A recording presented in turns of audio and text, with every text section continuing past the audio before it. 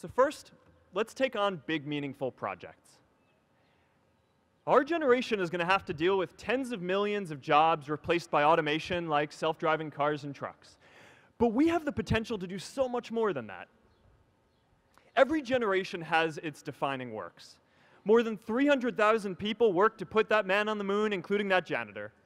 Millions of volunteers immunized children around the world against polio, and millions of more people built the Hoover Dam and other great projects. And now it's our generation's turn to do great things. Now I know, maybe you're thinking, I don't know how to build a dam. I don't know how to get 1 million people involved in anything. Well, let me tell you a secret. No one does when they begin. Ideas don't come out fully formed. They only become clear as you work on them. You just have to get started. If I had to know everything about connecting people before I got started, I never would have built Facebook. Movies and pop culture just get this all wrong. The idea of a single eureka moment is a dangerous lie. It makes us feel inadequate because we feel like we haven't had ours yet. And it prevents people with seeds of good ideas from ever getting started in the first place. Oh, and you know what else movies get wrong about innovation? No one writes math formulas on glass, okay? All right? That's not a thing, okay?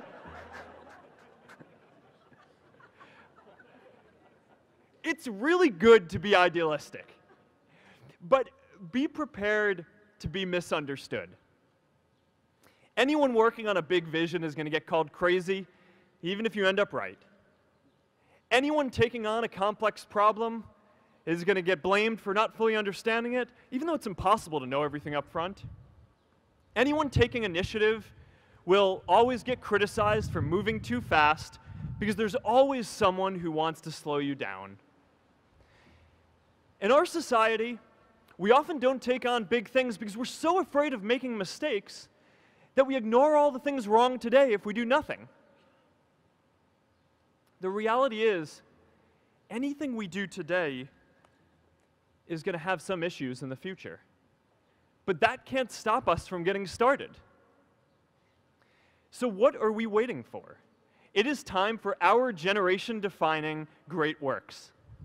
How about stopping climate change before we destroy the planet and getting millions of people involved manufacturing and installing solar panels? How about curing all diseases and getting people involved by asking volunteers to share their health data, track their health data, and share their genomes? You know, today, our society spends more than 50 times as much treating people who are sick as we invest in finding cures so people don't get sick in the first place. It makes no sense. We can fix this. How about modernizing democracy so everyone can vote online? And how about personalizing education so everyone can learn? These achievements are all within our reach. Let's do them all in a way that gives everyone in our society a role. Let's do big things, not just to create progress, but to create purpose. I remember that night I launched Facebook from that little dorm in Kirkland House. I went to Noakes with my friend KX, and I remember telling him clearly that I was excited to help connect the Harvard community, but one day someone would connect the whole world. The thing is, it never even occurred to me that that someone might be us. We were just college kids. We didn't know anything about that. There were all these great big technology companies with all these resources, and I just assumed one of them would do it. But this idea was so clear to us that all people want to connect. So we just kept working on it, day after day after day. And I know that a lot of you are going to have your own stories just like this. A change in the world that seems so clear that you are sure someone else is going to do it. But they're not. You will. But it's not enough to have that purpose yourself. You also have to create a sense of purpose for others. And I found that out the hard way. You see, My hope was never to build a company. I wanted to have an impact. And as all these people started joining us, I just assumed that that's what they wanted to do too. So I never took the time to explain what it was that I hoped we'd build. A couple years in, some big companies wanted to buy us. I didn't want to sell. I wanted to see if we could connect more people. And we were building the first version of Newsfeed at the time, and I thought, if we could just launch this, it could change how we all learn about the world. Nearly everyone else wanted to sell. Without a sense of higher purpose, this was their startup dream come true, and it tore our company apart. After one particularly tense argument, one of my close advisors told me if I didn't agree to sell the company right now, I would regret that decision for the rest of my life. Relationships were so frayed that within a year or so, every single person on our management team was gone. That was my hardest time leading Facebook. I believed in what we were doing, but I felt alone. And worse, it was my fault. I wondered if I was just wrong, an imposter, a 22-year-old kid who had no idea how things actually worked. Now, years later, I understand that is how things work when there's no sense of higher purpose.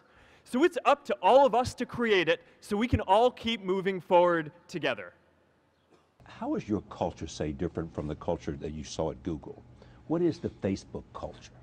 You know, when I think about this, if you compare Facebook and Google to, most of the world, right, to other companies and other industries, they're actually in some ways incredibly similar. They are founder-led, Silicon Valley-based technology companies that have broad Driven missions. by engineering. That's right, driven by engineering. They're very similar. Right.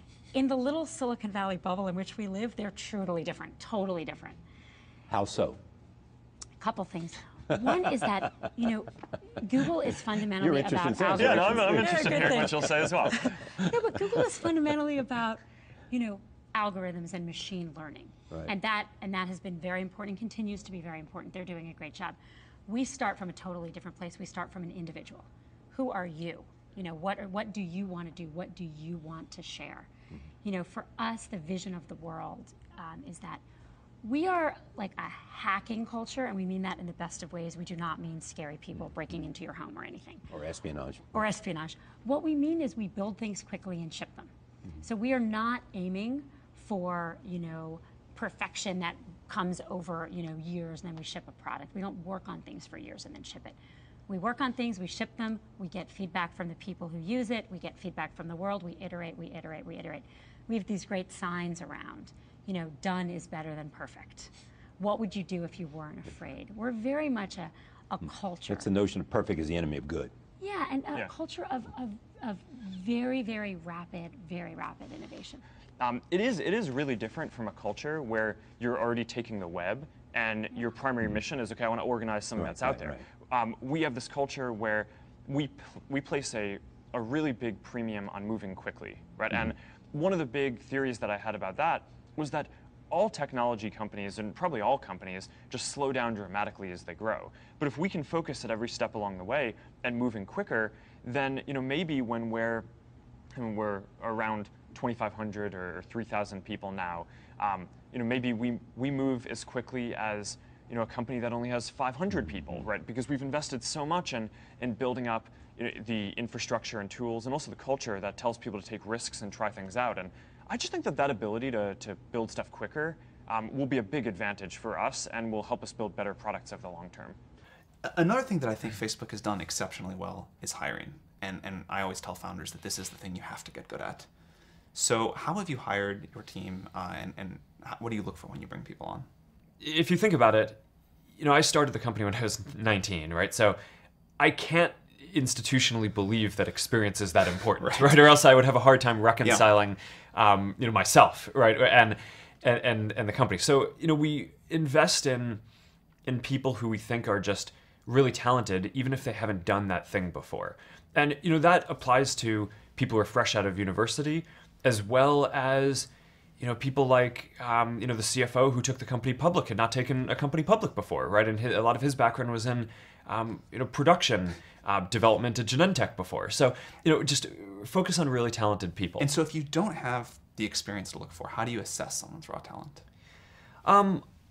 Well, often you can tell from different things that they've done, right? So it's not that, obviously everyone's done something, right? I mean, even if you're 19, right, you've done side projects and interesting stuff, and I think what's important is not to believe that someone has to have specifically done the job that they're going to do in order to be able to do it well.